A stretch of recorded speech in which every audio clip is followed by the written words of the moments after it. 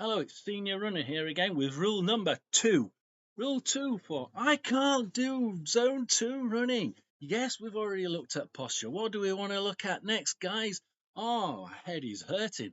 Well, zone 2 is nice and easy. We've talked about zone 2, heart rate zone 2.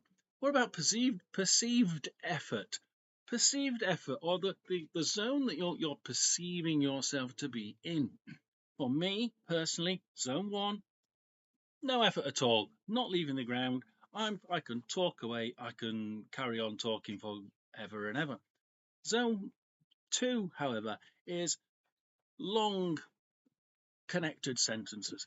You can probably talk for quite a while without taking a quick, nice gentle breather, and you're on your way jogging.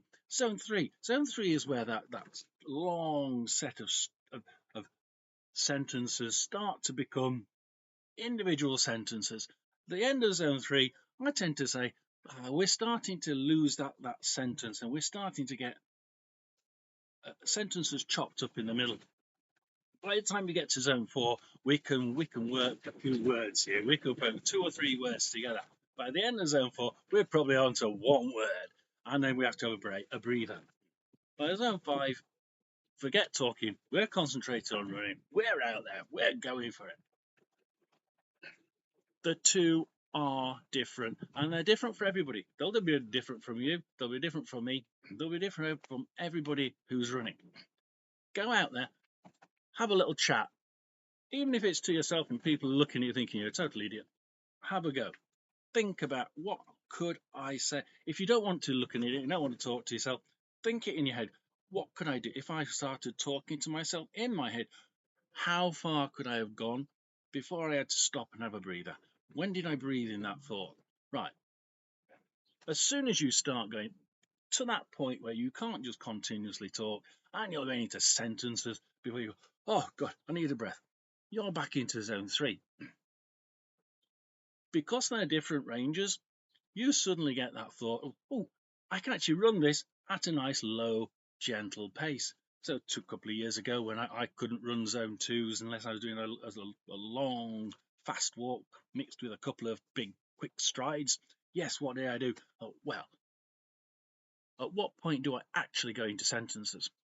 And whereas the computer and Garmin was saying your highest zone 2 rate was somewhere around 144, I was actually doing 150 heart rate before I started to slip into those sentences. So I was able to run a little bit faster because the heart rate at that point, and that higher point, wasn't making me any more tired, that I was breathing and talking in little sentences or medium-sized sentences. So rule number 2, look at the 2 zones. Think which one you want to use.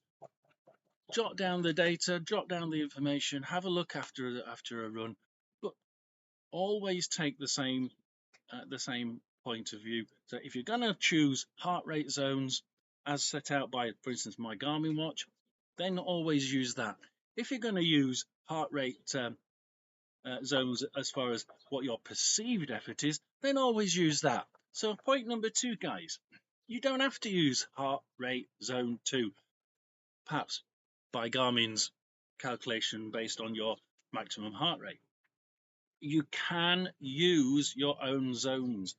Lots of people on here tell you to use your own zones, and we'll show you how to change the zones on your on, for instance, the Connect app. Do it, use it, it helps.